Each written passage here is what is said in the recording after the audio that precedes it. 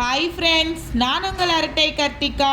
இன்னைக்கு Sunday special கடக்கத்தாங்கோழி கிரேவிங்க. ஆமாங்க, இந்த கடக்கத்தாங்கோழியை நான் அலசி ஆராய்ந்து இதை நான் வாங்கிறதுக்குள்ளார நான் ஒரு வழி ஆயிட்டேங்க. நான் மாதமாகிறதுக்கு முன்னாடியிலேருந்து தொலைவிட்டு இருக்கிறேங்க. அப்புறம் பார்த்தா நான் பால் வாங்குகிற இடத்துல அந்த அக்கா இந்த கோழியை வளர்த்திட்டு இருந்தாங்க. ஸோ குட்டி கோழியிலேருந்தே நான் பார்த்துக்கிட்டே இருந்தேங்க. ஸோ எப்படியோ எனக்கு அவங்க கொடுத்துட்டாங்க. அதுவும் எனக்கு முட்டை கோழியாகவே கொடுத்துட்டாங்கங்க. ஸோ அதை வாங்கி பார்த்திங்கன்னா அதை நல்லா கழுவிட்டு நல்லா சுத்தம் பண்ணிக்கிட்டேங்க. அதுக்கப்புறம் எண்ணெய் ஊற்றி இஞ்சி பூண்டு பேஸ்ட்டு போட்டு கோழிக்கறியை போட்டு அது கூட மஞ்சத்தூள் லைட்டாக கல்லுப்பு போட்டு நல்லா பெரட்டுன்னு பெரட்டி கோழிக்கறி வேகிற அளவுக்கு நான் தண்ணி ஊற்றிக்கிட்டேங்க. இது ஒரு பக்கம் இருக்கட்டும். இன்னொரு பக்கம் பார்த்திங்கன்னா அரிசி வறுத்துக்கிட்டேங்க. அரிசி கொஞ்சம், ஸோ மிளகு, சோம்பு, பட்டை உங்கள் தேவைக்கு ஏற்க மாதிரி ஸோ அதையும் நல்லா வறுத்து நான் வச்சுக்கிட்டேன்.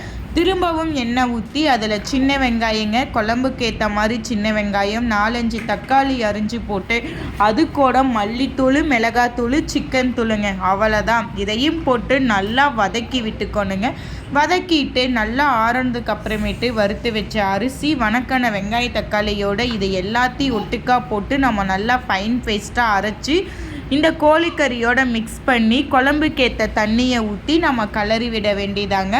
ஸோ உங்களுக்கு காரம் வேணும்னா நீங்கள் ஆட் பண்ணிக்கலாம். நான் என்னுடைய குழந்தைக்கு காரம் இல்லாமல் கொஞ்சம் குழம்பு வேணும்னு சொல்லிவிட்டு நான் லைட்டாக காரம் நான் அந்தளவுக்கு நான் போடலை. ஏன்னா அவனுக்கு குழம்பு எடுத்து வச்சதுக்கு அப்புறமேட்டு தான் நான் காரம் நான் ஆட் பண்ணுவேங்க. அதுக்கப்புறம் இப்போ நம்ம குழம்பு பார்த்திங்கன்னா ஒரு கிரேவி பதத்துக்கு ரெடி ஆகிடுச்சு. ஸோ நான் தேங்காவும் நான் போடலைங்க. அந்த கெட்டி பதத்துக்கு நான் அரிசி வறுத்து அதை நான் அரைச்சிக்கிட்டேங்க. டேஸ்ட்டு உண்மையாலுமே ரொம்ப சூப்பராகவே இருக்குங்க. ஸோ உண்மையாக சொல்லப்போனால் அந்த கோழிக்கறி அந்த குழம்பு பார்க்குறப்ப நல்லா அட்ராக்டிவாக கலர்ஃபுல்லாக இருக்குங்க. வீடியோ போடுறப்பே எனக்கு ரொம்பவே அது சாப்பிடணும் போல் இருந்துச்சு. பட் இருந்தாலும் நான் நல்லா திருப்தியாக நான் சாப்பிட்டுட்டேங்க. ஸோ இந்த கடக்கத்தாங்கோழி கிடைச்சா நீங்கள் கட்டாயம் வாங்கி ட்ரை பண்ணுங்கள். ஏன்னா இது உடம்புக்கு அந்த அளவுக்கு இது ஆரோக்கியமானதுங்க. இப்போ என் மகனுக்கு காரம் இல்லாமல் ஒரு குழம்பு நான் எடுத்து வச்சுக்கிட்டேங்க. ஸோ அந்த முட்டை இருந்துச்சு இல்லையா, அந்த முட்டையும் அது கூட போட்டு நான் வேக வச்சுக்கிட்டேங்க. ஸோ இந்த கறியோட டேஸ்ட்டு பார்த்திங்கன்னா இந்த வாத்துக்கறி இருக்கும் இல்லையா, அந்த வாத்துக்கறி டேஸ்ட்டு தாங்க எனக்கு இருந்துச்சு. ஸோ கட்டாயம் கடக்கத்தாங்கோழி கிடைச்சா நீங்களும் வாங்கி ட்ரை பண்ணுங்கள். அதோட டேஸ்ட் எப்படி இருந்துச்சுன்னு சொல்லிட்டு எனக்கு கமெண்ட் பண்ணுங்கள். இப்போது நம்மளோட இது பார்த்திங்கன்னா கடக்கத்தாங்கோழி குழம்பு கலர்ஃபுல்லாக அட்ராக்டிவாக இருக்குது, நமக்கு ரெடி ஆகிடுச்சிங்க.